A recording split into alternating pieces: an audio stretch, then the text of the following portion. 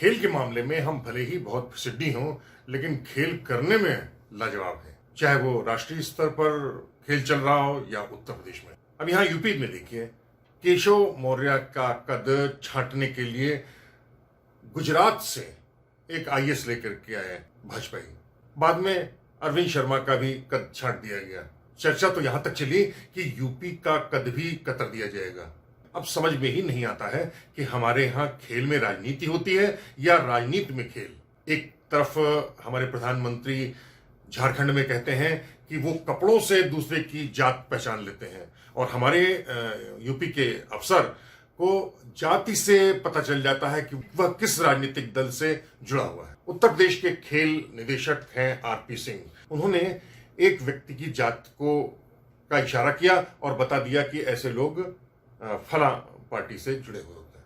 दरअसल दुलत्ती ने उत्तर प्रदेश के खेल संविदा पर तैनात कुछ लोगों को बर्खास्त किए जाने के मसले पर कुछ बातचीत की थी। हम जानना चाहते थे कि उत्तर प्रदेश में खेल की दुर्दशा का असली वजह क्या है। लेकिन पहले हम आपको दिखाते हैं कि उत्तर प्रदेश में खेल कोच लोगों का अगुवाई कर रहे विकास यादव का इस पूरे मसले पर नजरिया क्या है। सर, खेल की स्थिति क्या, कोचों की स्थिति बहुत बुरी है। 25 मार्च 2020 को उत्तर प्रदेश के 450 प्रशिक्षकों को कोरोना की महामारी को बताते हुए निकाल दिया गया, जबकि इनका ऑटो रिन्यूअल 1 अप्रैल 2020 को होना था, जो हमारे डायरेक्टर की गलत नीतियों के कारण नहीं हो सका।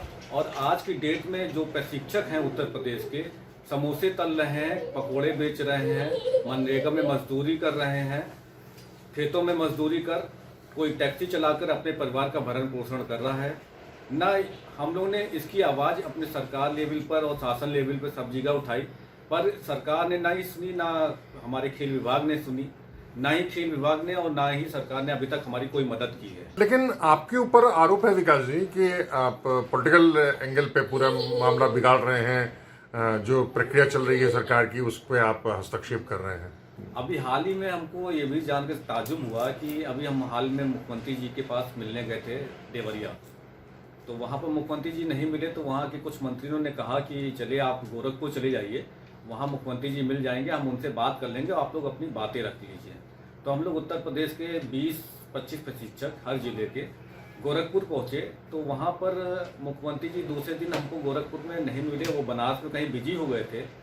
तो वहाँ पर जो उनके मठ में जो एक द्वारका तिवारी जी हैं, द्वारका तिवारी जी ने को हमने अपनी समस्या बताई, तो उनने बोला कि ठीक है अभी हम कुछ बात करते हैं। तो उनने आरपी सिंह को फ़ोन मिलाया, डायरेक्टर जी को, और बोला कि हमारे पास प्रशिक्षक आए अपनी समस्या को लेकर, इनका रिन्यूअल और इनको पुरानी मानदेय क्यों नहीं मिल रहा है। तो उनने कहा कि कोई शासनादेश में ऐसा नियम कानून नहीं है कि हमको मानदेय दे सकें और उनका रिन्यूअल करें। और तो उनने कहा कि आप कोचों को भर्ती करिए। तो उसमें कहा कि ऐसा नहीं है, उसमें जो नेतागिरी कुछ लोग कर रहे हैं, उसमें विकास यादव हैं, समाजवादी पार्टी के लोग हैं, वही सब नेतागिरी कर रहे हैं। हम जल्दी से कोचों का रिन्यूअल और आउटसोर्सिंग से जल्दी भर्ती करेंगे उसमें।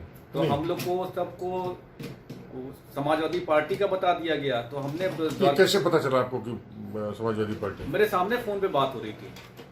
अच्छा। मेरे सामने फोन पे बात हो रही थी। उनने आरपी सिंह ने कहा कि ये समाजवादी पार्टी के लोग हैं जो भी कोच हैं, और ज्यादा कोच लोग बवाल नहीं कर रहे हैं, ये 10-12 कोच लोग हैं जो बवाल कर रहे हैं। आपके ऊपर आरोप है कि बरगला रहे हैं आप कोचेस को 450 भर्ती करना चाहते हैं निदेशक, और आप उस पर अड़ंगा लगा रहे हैं। अब जैसे कि डायरेक्टर साहब कह रहे हैं कि 4-5 लोग हैं, तो प्रशिक्षकों को बगला रहे हैं, 450 की संख्या है। हमारी 450 की संख्या नहीं, उत्तर प्रदेश में 1500-2000 की संख्या है इसको। तो और हम 400 प्रशिक्षक के पीछे जो 2000 प्रशिक्षक हैं, वो हमारे ऊपर आस्था रखे, ना कि गवर्नमेंट के ऊपर और निदेशक के ऊपर आस्था रखे हुए हैं। वो हम सब जानते हैं कि हक की लड़ाई हम लोग लड़ रहे हैं, वो हमारे साथ चल रहे हैं, ना कि डायरेक्टर के पीछे चल रहे हैं। डायरेक्टर ने सभी को गुमराह कर रखा है, आज से नहीं 2500 साल से कर रखा है। उत्तर प्रदेश में सही मायने में अगर देखा जाए तो एक भी परमानेंट कोच की पोस्ट नहीं है, जबकि वहीं पर अगर आप हरियाणा, पंजाब और एमपी में देखेंगे तो हरियाणा में 3 से 5 हज़ार संख्या होगी कोचों की, ऐसे ही एमपी में है, ऐसे ही हरियाणा उत्तराखंड में ही है, उत्तर प्रदेश में करंट में आज की डेट में 139 संख्या है, जो कि अधिकारियों की संख्या है। और उत्तर प्रदेश को 450 प्रशिक्षक जो हटा दिए गए हैं, उत्तर प्रदेश को सही मायने में प्रशिक्षणकार वही प्रशिक्षण देते थे, और आज उन्हीं को इस डायरेक्टर की गलत नीतियों के कारण हटा दिया गया। आपको क्या लगता है भविष्य क्या होगा खेल का? अगर गवर्नमेंट नहीं चेती तो भविष्य तो बहुत बुरा हो रहा है। खिलाड़ी तो हमारे 2 साल से बर्बाद हो रहे हैं। इन्हीं के जो प्रशिक्षक थे, कांटेक्ट पे जो प्रशिक्षक रखे जाते थे, इन्हीं की बदौलत उत्तर प्रदेश का डंका देश और विदेश में बजता था। इन्हीं के खिलाड़ी बजाते थे। आज वही प्रशिक्षक, वही खिलाड़ी 2 साल से घर पे बैठे हुए हैं, उनको प्रशिक्षण नहीं मिल रहा है। स्टेडियम बंद है सर? स्टेडियम बंद है सब। नहीं, वो उसका कारण सरकारी नीति है या कोरोना है? सरकारी नीति और कोरोना तो चलिए आप मानते हैं कोरोना है, लेकिन आप उसका दूसरा एक ऑप्शन भी तो ढूंढिए। जैसे साई ने अपना एक ऑप्शन दिखा कि बच्चों को ऑनलाइन ट्रेनिंग करा सकते हैं, तो वही हम लोग उत्तर प्रदेश के कोच भी कर सकते थे। जो भी डिग्री उनके भारतीय खेल प्राधिकरण के कोचों की है, वही डिग्री, सेम डिग्री हमारे पास भी है। हम भी ऑनलाइन प्रशिक्षण कार्य कर सकते हैं, लेकिन यहाँ पर उत्तर प्रदेश की डायरेक्टर की गलत नीतियों के कारण ऐसा कोई व्यवस्था लागू नहीं की गई है। उत्तर प्रदेश का नाम खेल के क्षेत्र में हॉकी से है। आज हॉकी की क्या स्थिति है? सर, हॉकी की स्थिति ये है कि उत्तर प्रदेश में कभी किसी जमाने में 7-8, जब ओलंपिक में जाती थी टीम, तो 7-8 लोग उत्तर प्रदेश के हुआ करते थे। आज भी एक भी पुरुष हॉकी टीम का उत्तर प्रदेश का नहीं होगा। और उत्तर प्रदेश के खिलाड़ियों का हाल बता दें तो उत्तर प्रदेश में जो खिलाड़ी थे, जो खेल रहे थे, इंटरनेशनल खेल रहे थे, वो 2 साल में इनकी बुरी स्थिति हो गई है कि प्रशिक्षक तो भीख मांग ही रहे हैं, खिलाड़ी भी आज के जमाने में भीख मांग के अपना खर्चा चला रहे हैं। अभी कुछ पेपरों में हमने देखा, बनास की एक लड़की अंतर्राष्ट्रीय खिलाड़ी खेतों में मजदूरी कर रही थी। योगी सरकार से हम निवेदन यही करेंगे, एक बार हम प्रशिक्षकों से भी मुलाकात कर लीजिए और हमारी बात भी सुन लीजिए। अगर हमारी बात तो उनको गलत लगती है, अगर हम प्रशिक्षक कहीं से गलत होते हैं, तो उनकी हर बात हमको मंजूर रहेगी। बस एक बार हमारे प्रशिक्षकों की बात भी सुन लीजिए। गुमराह कर रहे हैं बातों से हमारे अधिकारी लोग। एक बार हमारा भी तरफ से हमारी भी बातें सुनिए और हमारे पास जो भी हम लोग को भूखे मर रहे हैं उन पे न्याय करिए। हमने उत्तर प्रदेश के खेल निदेशक आरपी सिंह से भी बातचीत की। हाँ, आरपी सिंह जी बोल रहे हैं? जी सिंह सर नमस्ते, मेरा नाम कुमार सौवीर है, मैं जर्नलिस्ट हूँ लखनऊ से। जी जी, नहीं मैं नाम सुना है आपका। नमस्कार। बस नमस्ते। मैं एक छोटा सा आपको कष्ट देना चाहता था। नहीं नहीं, बताएं, कोई बात नहीं। कोचेस का मामला एक है जी, उसमें करीब 400 के आसपास, 450 कोचेस हैं। जी जी जी। तो ये दयनीय स्थिति नहीं लगती है आपको? कोई भी नहीं बचा? नहीं, अब ऐसा है ना कि समस्त विभागों के लिए एक जारी हो गया था कि आउटसोर्सिंग से लिए जाने हैं, जैम पोर्टल के माध्यम से, सर्विस प्रोवाइडर से। हाँ हाँ। पहले क्या होता था कि 2019 दिसंबर तक हाँ हाँ।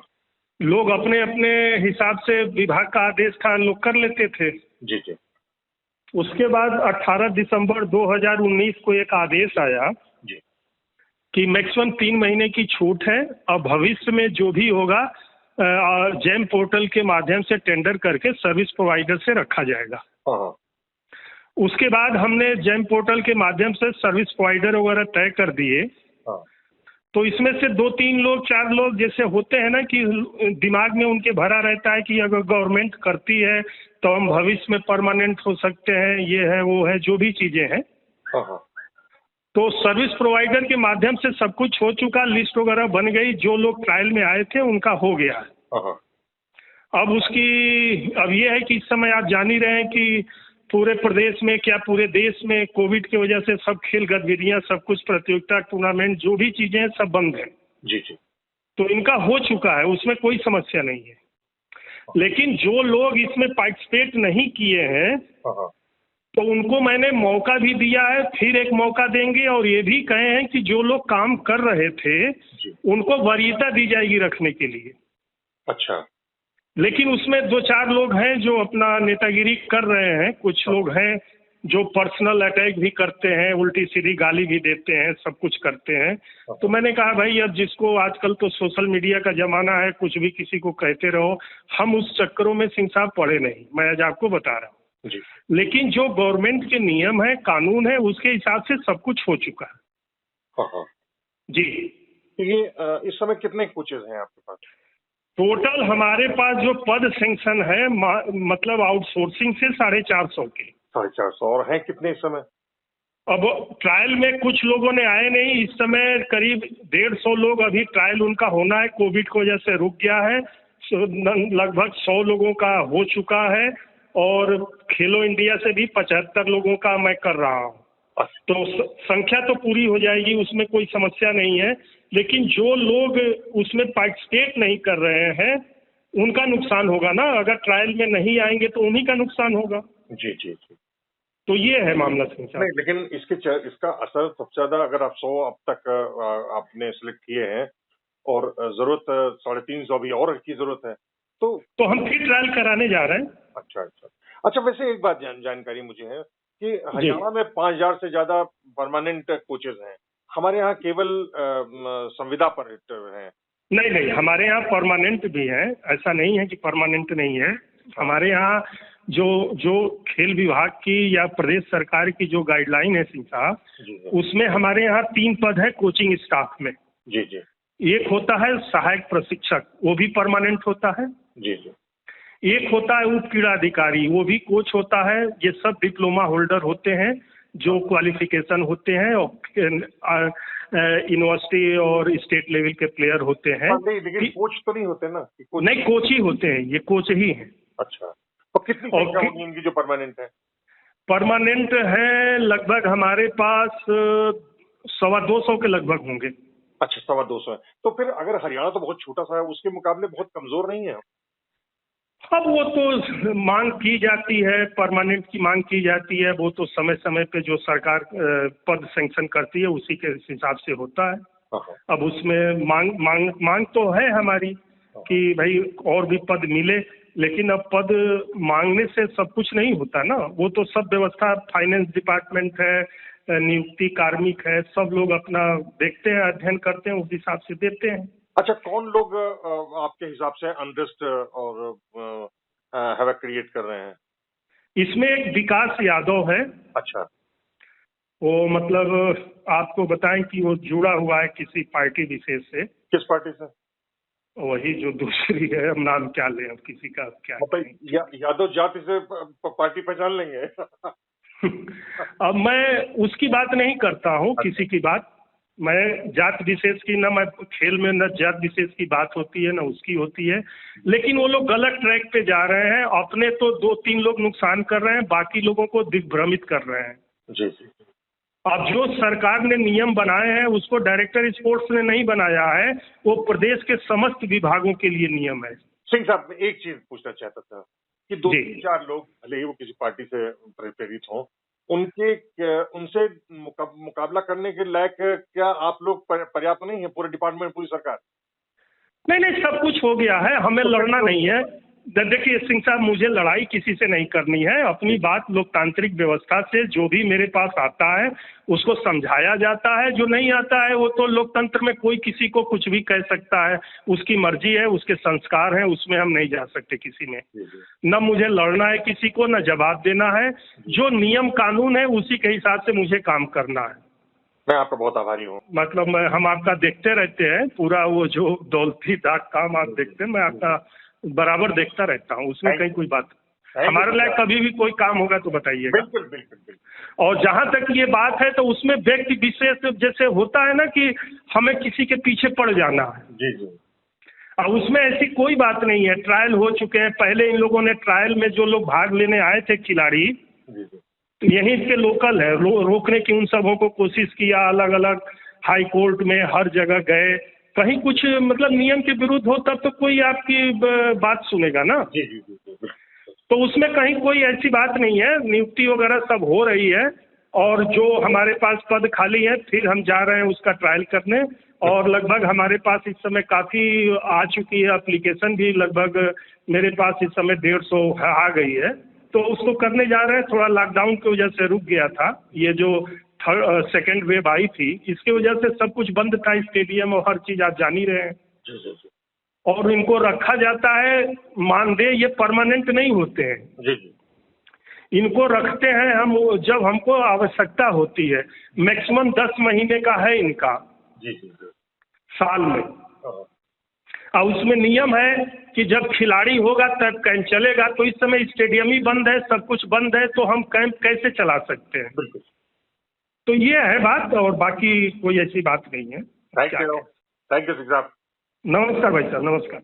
तो ये हैं उत्तर प्रदेश के खेल निदेशक आरपी सिंह और ये है उत्तर प्रदेश में खेल की राजनीति और छीछाले दर। तो अगली बार फिर किसी दूसरे मसले पर, किसी दूसरे स्थान पर और किसी दूसरे व्यक्तियों पर हम फिर हाजिर होंगे। तब तक दुलत्ती के लिए कुमार समीर को इजाजत दीजिए। आपसे गुजारिश वही है कि अगर आपको हमारा चैनल पसंद है तो यूट्यूब पर उसे सब्सक्राइब कीजिए, घंटी बजाइए, सोशल मीडिया में ज्यादा से ज्यादा शेयर कीजिए ताकि लोगों को पता चल सके कि दुलत्ती ऐसे लगाई जाती है। नमस्कार।